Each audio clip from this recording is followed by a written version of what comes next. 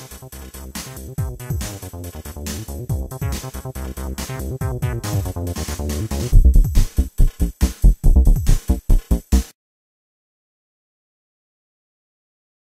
everybody, this is Dave Schmidt's Resistance Band Training Live, coming to you this week again with another episode of Resistance Band Training Live.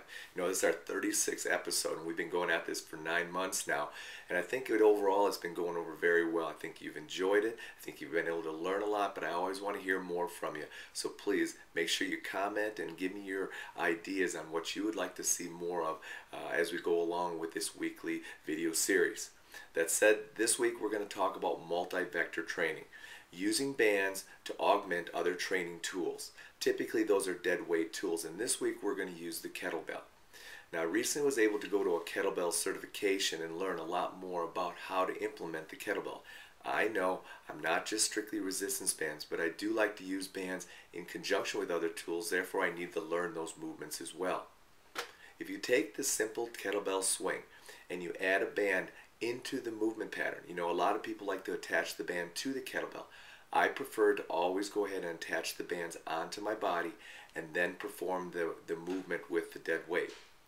That said, this week we're going to use the kettlebell swing, and I'm going to show you how I can activate my hips more aggressively using the resistance band in conjunction with the kettlebell.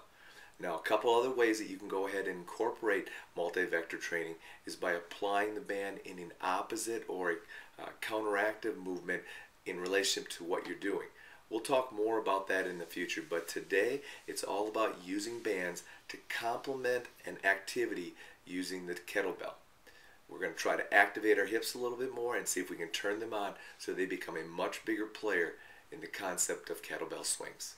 I hope you enjoyed this week's edition. Look forward to hearing your comments in the near future. The kettlebell swing is a movement that is designed primarily to emphasize posterior chain training. The key is to go ahead and facilitate effective hip extension by attaching the band at the hips. Proprioceptively, you're now going to facilitate those hips to move quicker and faster as you go through the swinging motion. You see me working with a right hand swing here as I go through the movement.